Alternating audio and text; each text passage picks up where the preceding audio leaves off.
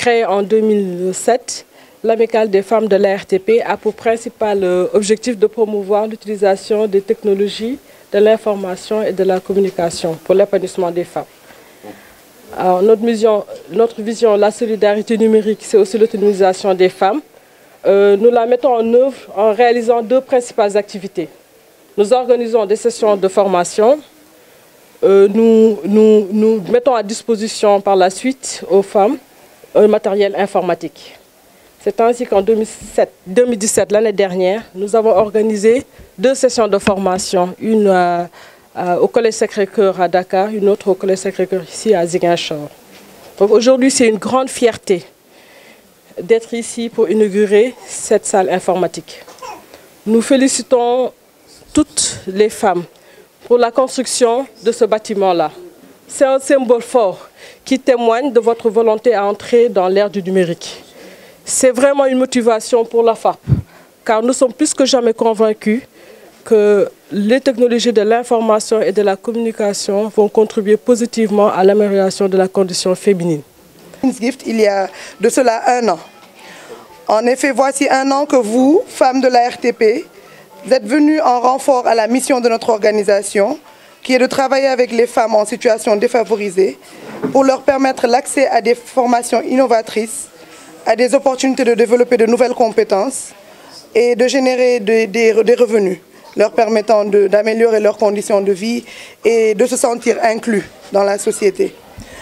Ces braves dames que vous voyez ici, avec lesquelles nous travaillons, étaient jadis sans activité lucrative et sans formation réelle. Aujourd'hui, grâce aux formations qu'elles ont reçues à travers nos actions et à travers les vôtres,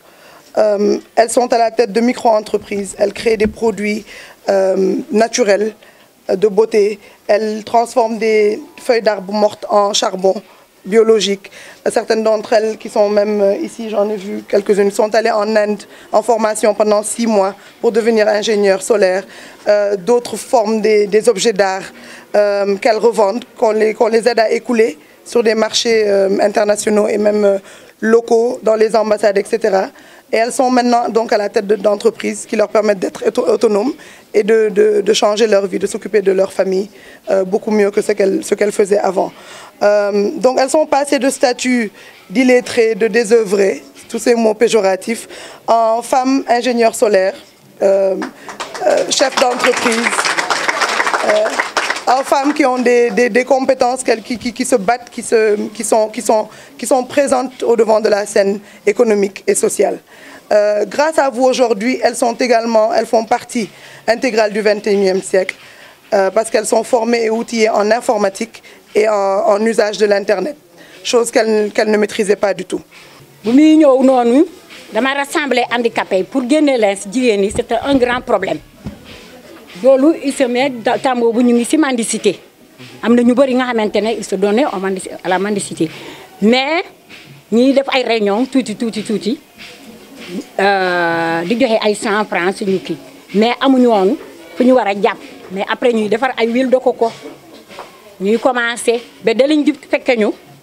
jox ñu ay fonds ñuy liggéey di ko delloo ndànk-ndànk depuis boobu ba léegi kenn dugul si mendicité après nag